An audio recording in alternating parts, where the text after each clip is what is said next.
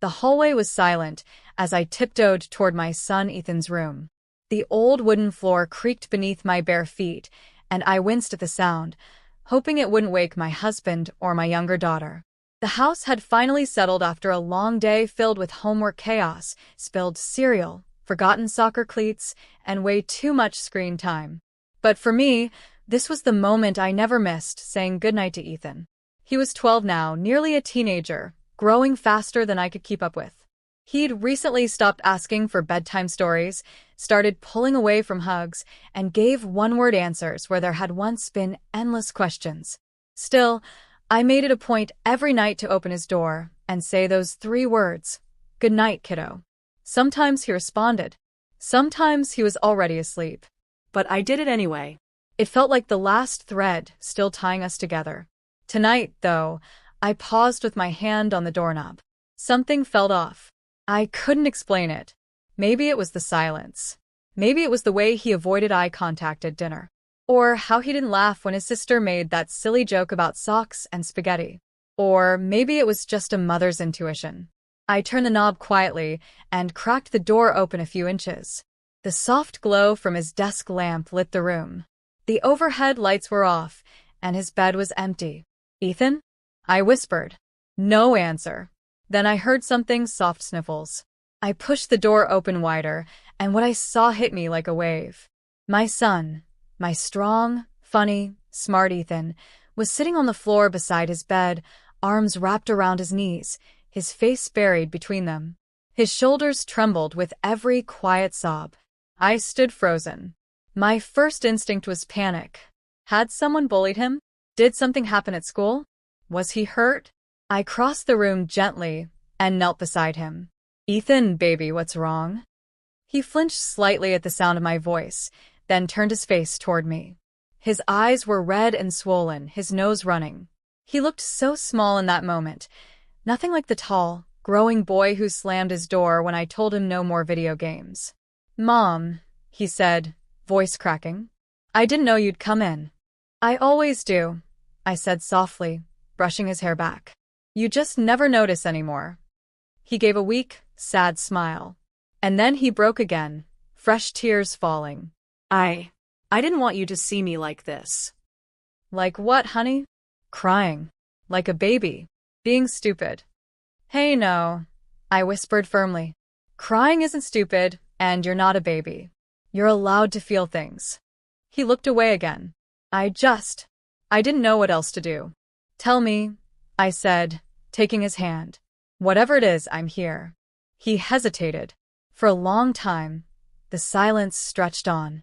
Then, in a whisper so faint I almost didn't catch it, he said, "I miss Grandpa." And there it was. My father had passed away 6 months earlier. A sudden heart attack. No warning. One day Ethan was sitting in his lap eating popcorn and watching baseball. The next, we were attending a funeral. It had hit me hard, but I hadn't really seen, how much it had hit Ethan. "I didn't think you cared anymore," I said gently. "You haven't talked about him." He wiped his nose on his sleeve. "I didn't want to make you sad. You cried a lot at first, and I didn't know if I should too." My heart twisted. All this time, he'd been holding it in for me. "Oh, sweetheart." I wrapped my arms around him tightly, and for the first time in months, he didn't pull away. He melted into my arms, burying his face in my shoulder like he used to when he was little. "You don't have to hide your sadness for me. That's not how it works. We feel it together. That's how we heal." He clung to me like he was afraid I'd disappear, too. "I miss his stories," he said through sobs. "I miss how he always let me eat candy before dinner, when you weren't looking. I miss watching the Yankees with him. I miss how he called me champ." Tears were running down my own face now. "I miss all of that too," I whispered. "He loved you so much, Ethan. And he would be so proud of how brave you're being." "I don't feel brave," he said. "But you are," I replied. "Telling me how you feel, even when it's hard, that's bravery." We sat there for a long while, just holding each other. His breathing slowed, and his tears faded. Eventually, he pulled away and looked at me with an expression that was more peace than pain. "Do you think we could do something for him?" he asked. "Like what?"